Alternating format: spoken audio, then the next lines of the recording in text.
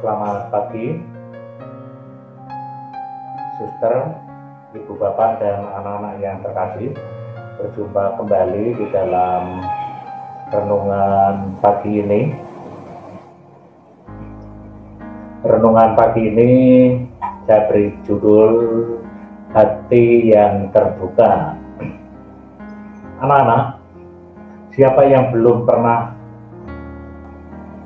memiliki sifat karakter ataupun hal-hal yang berhubungan dengan keegoisan atau berpegang pada prinsip, atau yang lebih buruk adalah selalu tertutup. Hal itu ternyata juga sering kita miliki. Kita sering mempertahankan ego kita, mempertahankan apa yang menjadi pendirian kita, sering menutup hal-hal yang baru dari luar, yang itulah yang kemudian membuat diri kita itu terkungkung dalam keadaan yang tidak bisa berkembang. Contohnya apa? Kita tidak mau terbuka dengan aturan, kita tidak mau terbuka di dalam pembelajaran, sehingga yang terjadi adalah bahwa dengan keegoisan itu, maka hal-hal yang semestinya itu bagus tidak bisa masuk. Injil hari ini masih berhubungan dengan kisah Nikodemus. Bagaimana Nikodemus itu di dalam bacaan hari ini dituliskan bahwa dia masih berpegang pada prinsip-prinsip keyahudiannya, atau berprinsip pada kehidupan pada zamannya itu. Bagaimana ia tidak mau melihat dan menerima tentang kelahiran baru, Yesus yang bangkit itu dia tidak mau terima.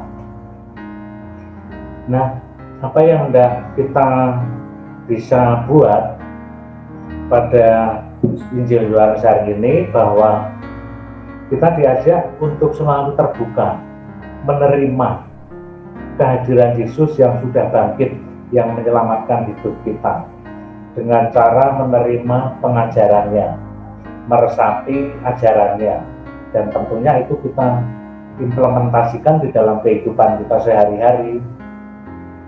Atau kita bisa menerima hal-hal yang positif dari luar. Mengapa? Karena memang kita hidup dengan orang lain, dengan orang banyak. Di dalam keluarga ada ayah, ibu, kakak, adik, dan tentunya di dalam keluarga pun ada sebuah aturan yang meskipun tidak ditulis, tetapi kita harus bisa menerima itu. Jangan hanya berprinsip pada keegoisannya sendiri. Nah, ketika itu sudah bisa dilatihkan dari hal-hal yang kecil, maka ketika anak-anak nanti terjun di dalam dunia yang lebih luas, termasuk nanti dewasa dalam dunia pekerjaan, maka dengan mudah akan bisa menerima setiap perubahan-perubahan yang kita hadapi. Sebagai salah satu contoh, kita ini sedang masuk dalam sebuah perubahan yang kita tidak memiliki perkiraan itu terjadi, yaitu dengan adanya pembelajaran jarak jauh dan semuanya serba jarak jauh. Ini selama ini kita tidak berpikiran seperti itu, tetapi ini harus terjadi. Kita membuka diri, kita belajar pelan-pelan. Nah, contohnya saja ini renungan ini kan semestinya kalau kita masuk, ini kan tidak saya berikan secara jarak jauh begini, tapi kita bisa langsung menyapa, tanya jawab di depan. Nah, kalau begini kan semuanya serba terbatas. Nah, kita berani menerjemahkan seluruh perubahan-perubahan itu. Yang sudah kita lakukan ini adalah merupakan bentuk kelahiran baru kita ketika kita menerima perubahan. Kita sudah terbuka pelan-pelan menerima kehadiran Yesus yang sudah bangkit.